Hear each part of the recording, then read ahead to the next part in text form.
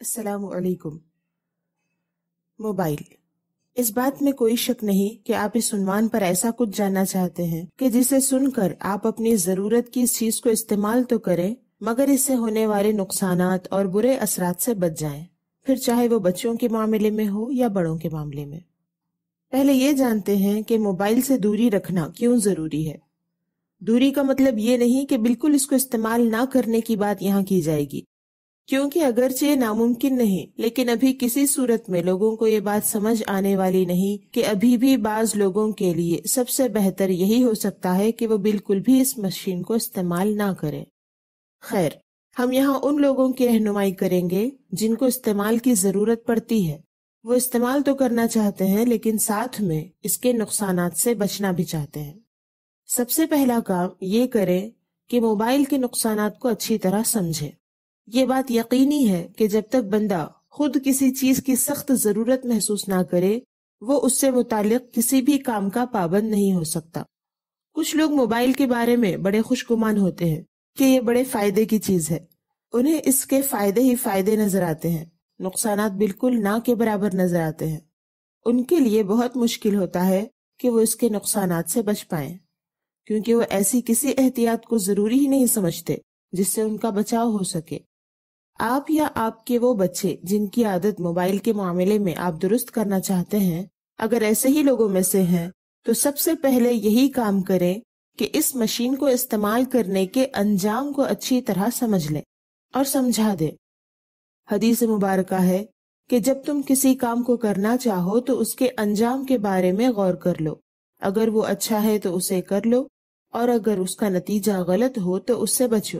حوالہ کنز العمال کتاب الاخلاق۔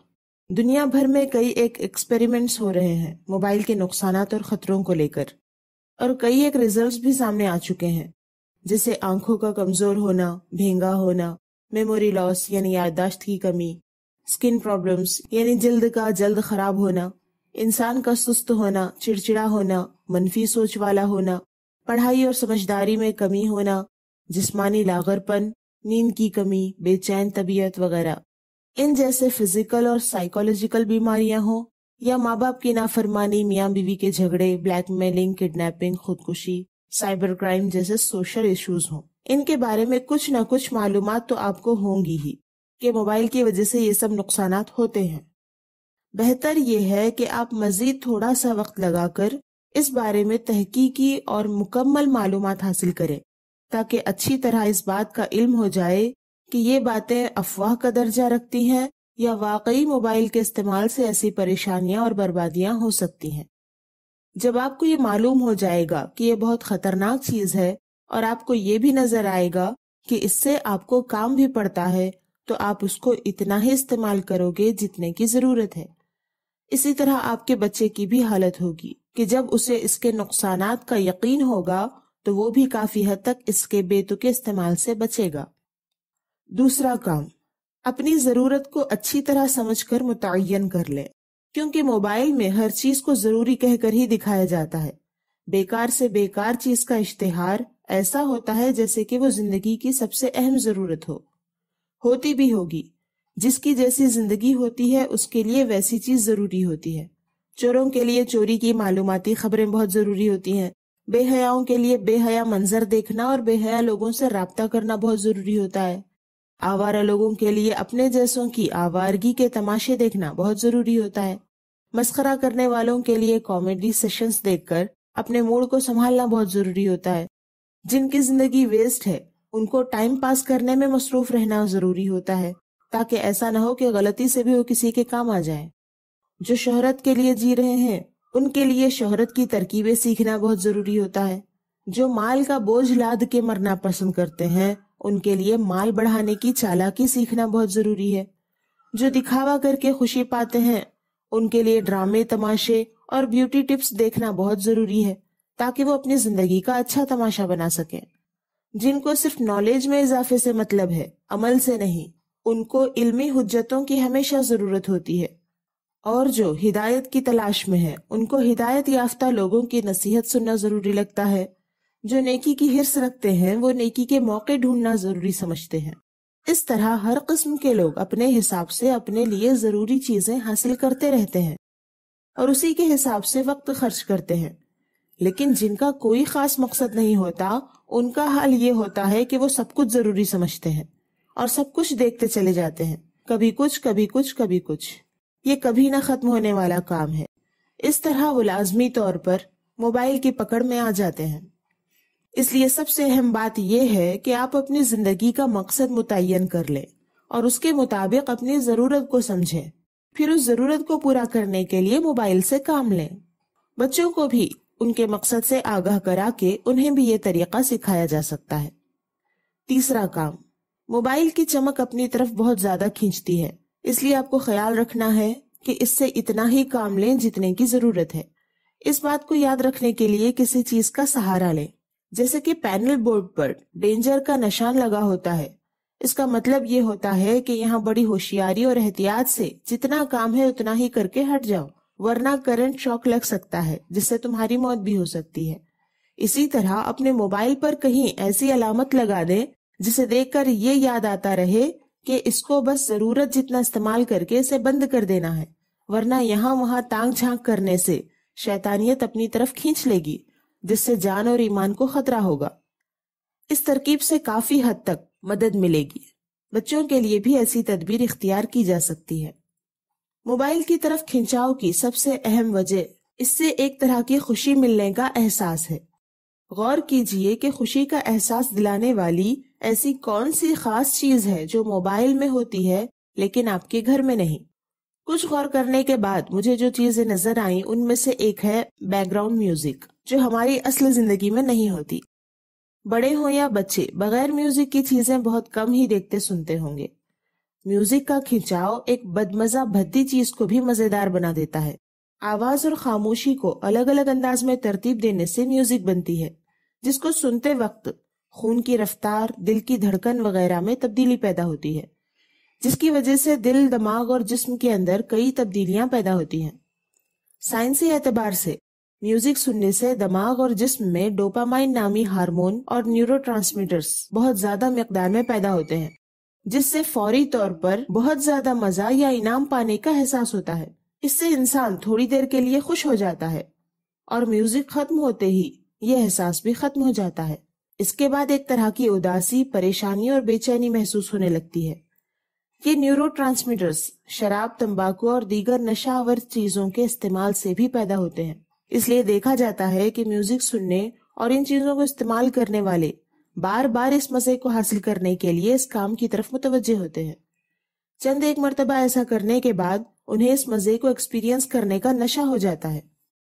ڈوپامائن کا لیول خراب ہونے کی وجہ سے انسان کا امیون سسٹم بھی خراب ہو جاتا ہے، اس کی یادداشت کمزور ہو جاتی ہے، وہ اپنے جذبات پر بھی کنٹرول نہیں کر سکتا اور وہ کسی مقصد کو پانے کا بھی حوصلہ کھو دیتا ہے۔ اس میوزک پر مزید گانوں کے الٹے سیدھے الفاظ انسان کو مکمل گمراہی کے راستے پر ڈال دیتے ہیں۔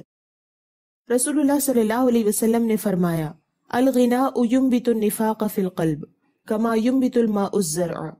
گانا دل میں اس طرح نفاق کو اگاتا ہے جس طرح پانی سے گھاس اگتی ہے۔ حوالہ شعب الایمان۔ ایمان میں نفاق کا مطلب ہوتا ہے دل میں کفر ہونا اور ظاہر میں ایمان دکھانا، یعنی ایمان کے اعتبار سے منافق ہونے کا مطلب کافر ہونا ہے۔ عمل میں نفاق یہ ہے کہ دل میں کچھ ہو اور ظاہر میں وہ کچھ اور دکھاوا کرے۔ گانوں میں اکثر بے حیائی اور برائی کی باتیں ہوتی ہیں اور ان کے ساتھ میوزک بھی ہوتی ہے۔ میوزک سے دل میں نفاق اتنی تیزی سے پیدا ہوتا ہے جیسے پانی سے گھاس اگاتی ہے، یعنی جو جتنی زیادہ میوزک سنتا ہے اس کے دل میں اتنا زیادہ کفر اور دکھاوا پیدا ہوتا رہتا ہے۔ سائنس نے یہی بات اپنی زبان میں کہی۔ ڈوپامائن کا لیول بڑھنے کی صورت میں جس مزے کی بات سائنس نے بتائی، اصل میں وہ شیطانی مزہ ہے جو انسان کو اس کی اصل حالت کو بھلا کر کسی اور جھوٹی دنیا کی سیر کراتا ہے۔ اپنی اصل دنیا میں آزمائشوں میں گھرا انسان اسی جھوٹی دنیا میں رہنا پسند کرتا ہے۔ اس طرح اپنی اصل حالت سے غافل ہوتے ہوتے وہ اپنے مقصد کو بھی بھول جاتا ہے۔ یہی حالت ہے ان لوگوں کی جو ٹی وی، موبائل میں وقت گزارنے میں خوشی محسوس کرتے ہیں۔ اس میوزک کی وجہ سے لوگ ان مشینوں کے ساتھ وقت گزارنا پسند کر رہے ہیں تاکہ دماغی طور پر کچھ الگ مزہ ملے۔ وہ سمجھتے ہیں کہ وہ اس سے اپنا موڈ ٹھیک کر رہے ہیں اور کہتے ہیں کہ کام کاج سے تھک کر کچھ دیر کی تفریح کر لی جائے تو کیا حرج ہے۔ اس طرح وہ اتنی دیر کے لیے اپنی اصل زندگی اور زندگی کی ذمہ داریوں سے بھاگنے کی کوشش کرتے ہیں۔ انہیں سوچنا چاہیے کہ اس طرح اپنے آپ کو دھوکہ دینے سے حقیقت نہیں بدلتی، اور رہی حرج کی بات، تو حرج کو سمجھنے کے لیے صحیح سلامت دماغ کی ضرورت ہوتی ہے۔ عقل سلیم کے ساتھ جب اچھی طرح غور و فکر کریں گے تو حرج بھی سمجھ آ جائے گی۔ اور کچھ لوگ اس سے بھی آگے بڑھے ہوئے ہیں، جو اللہ کے دیے ہوئے نظام کو بدل کر اسی خیالاتی دنیا کو حقیقت بنانے کی کوشش کرتے ہیں۔ یہ نفاق ہی تو ہے کہ کہنے کو تو مسلمان ہیں، لیکن اسلامی نظام سے بھاگ کر شیطانی نظام کو ایکسپیرینس کرنا پسند کرتے ہیں۔ دوسری چیز جو موبائل وغیرہ کی طرف کھینچتی ہے وہ ہے 24 گھنٹے کا دکھاوا۔ یہاں ہر کوئی اپنی بیسٹ پرفارمنس پیش کر رہا ہوتا ہے، ہنستے ہنساتے چہرے، اپنائیت کی باتیں، آپ کے بھلے کے مشورے اور ایسی کہانیاں جن کو آپ حقیقت کی صورت میں دیکھنا چاہتے ہیں، دنیا جہاں کی خبریں اور خبروں کے ذریعے آپ کو اپنی زندگی سے آگاہ کرنے کے بڑے بڑے دعوے۔ یہ ایسی چیزیں ہیں جو ظاہری اعتبار سے دیکھنے اور سننے میں بہت اچھی لگتی ہیں، اور نفس کو ان جھوٹی باتوں میں کھوئے رہنے میں مزہ ملتا ہے۔ یہ ناٹک اور دکھاوا ہے جو 24 گھنٹے چلتا رہتا ہے، اور چونکہ اس ناٹک میں اتنی ڈیزائننگ اور کلرنگ ہے جو اصلی زندگی میں نہیں ہوتی، اس لیے نادانی میں لوگ اس کی طرف مائل ہوتے ہیں۔ نظر شیطان کا ہتھیار جو ٹھہرا، لوگ اس ہتھیار سے اس کا شکار ہو جاتے ہیں۔ پھر بلا یہ کہ اس دکھاوے کے رشتوں اور دکھاوے کے چہروں میں اپنائیت محسوس کرتے ہیں۔ یہ ناٹک گھر میں نہیں ہوتا، نہ ہی ہو سکتا ہے، اور ہونا بھی نہیں چاہیے۔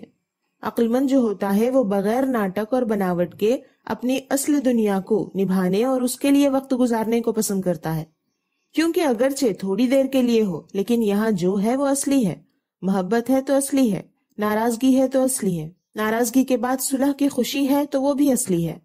یہ اصلی ایکسپیرینس لاکھوں کروڑوں جھوٹے ایکسپیرینس سے بہت زیادہ قیمتی ہے۔ اسکرین پر رشتہ نبھانے اور محبت بانٹنے والے لوگ پردے سے ہٹنے کے بعد ایک دوسرے کے لیے انجان اور مطلب پرست ہیں، لیکن اصل زندگی میں جو آپ کے آس پاس ہیں وہ بے شمار اجنبیوں کے درمیان آپ کے اپنے ہیں۔ پردے پر کوئی مر جائے یا بچھڑ جائے گا تو پردے کے پیچھے وہ صحیح سلامت واپس آ جائے گا، لیکن اصل زندگی سے جو چلا جائے گا پھر کبھی نہیں آئے گا۔ جس انسان کو اصل زندگی کی قدر معلوم ہو جائے وہ کبھی اس مدہوشی کی بلا میں نہیں پڑے گا۔